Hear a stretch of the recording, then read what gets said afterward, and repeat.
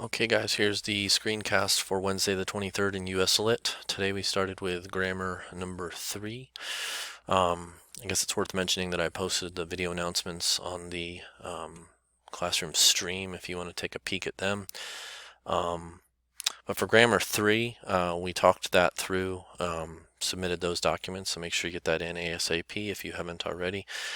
For grammar 4, it's posted here for next week. You have a week to, again, make the changes on those 10 sentences. The rest of the class period, we looked at the Fireside Poets.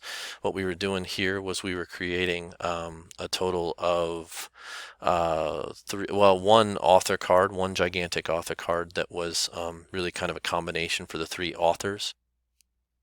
And so the combined author card should have 3, 4, 5 bullet points of background information for each of the authors.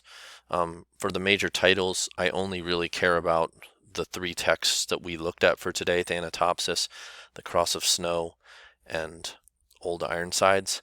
And then when it comes to themes and stylistic devices and whatnot, I think we can kind of combine them. And so that's what we were talking about then in class today.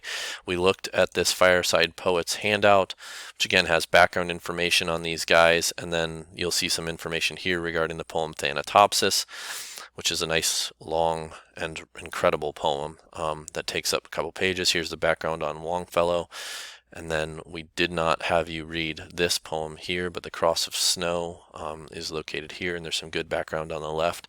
And then finally, Oliver Wendell Holmes. His picture appears to have gotten dark.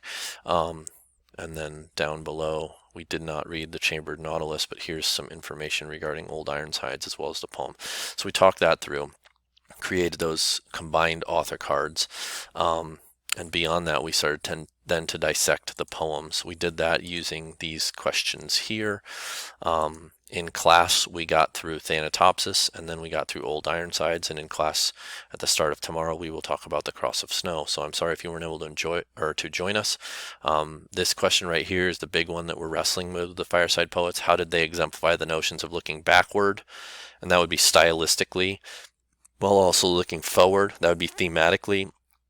How did they show Europeans who thought that all Americans were just redneck, hillbilly, unrefined hicks? How did they show those people that they can do things pretty well when it comes to poetry? And how did they do some very new things looking forward with regards to what it was they were writing about? That's what we talked about today. Sorry you couldn't join us. Have a great afternoon.